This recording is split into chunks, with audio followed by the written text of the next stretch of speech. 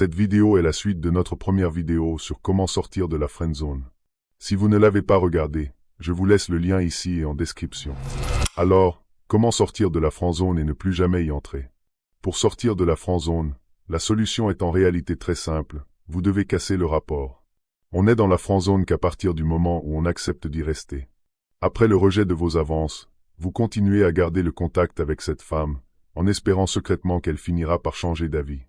Vous entretenez la relation malgré son refus clair d'aller plus loin avec vous, et progressivement, vous devenez son ami. Or, que font les amis?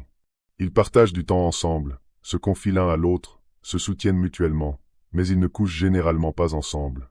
Sans même vous en rendre compte, vous vous êtes installé dans une position qui ne correspond pas à ce que vous désirez réellement. Avant de continuer, si ce type de contenu vous intéresse, pensez à vous abonner à la chaîne et à activer les notifications pour ne manquer aucune des prochaines vidéos.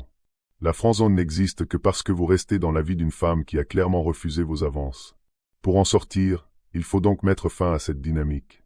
En d'autres termes, il faut couper les ponts et prendre vos distances. Et lorsque vous faites cela, plusieurs choses peuvent se produire. D'abord, affirmez clairement que l'amitié ne vous convient pas. Vous reconnaissez que ce n'est pas ce que vous recherchez et vous refusez de vous contenter d'un rôle qui ne correspond pas à vos intentions. À partir de ce moment-là, cette femme sait que vous ne vouliez pas être simplement un ami. Elle comprend que votre intérêt était d'une autre nature. Dans certains cas, cette prise de distance peut même éveiller sa curiosité.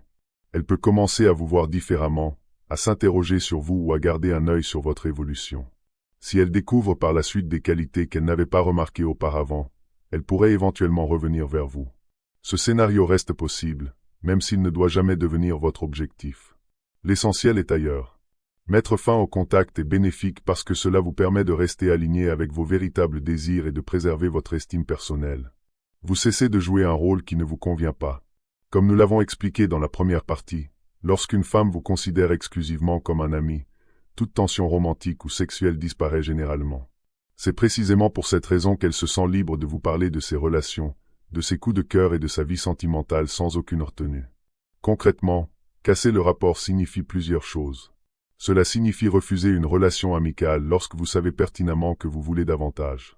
Cela ne veut pas dire entrer en conflit avec elle ou lui déclarer la guerre.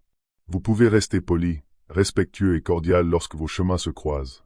Cela signifie également arrêter de lui écrire régulièrement, de l'appeler ou d'entretenir des conversations qui alimentent une dynamique d'amitié que vous ne souhaitez pas réellement. En résumé, évitez tout comportement qui entretient une relation qui ne correspond pas à vos attentes. Elle doit comprendre que vous ne recherchez pas une simple amitié et que vous ne vous installerez pas dans ce rôle. Maintenant, comment éviter de retomber dans la friendzone à l'avenir?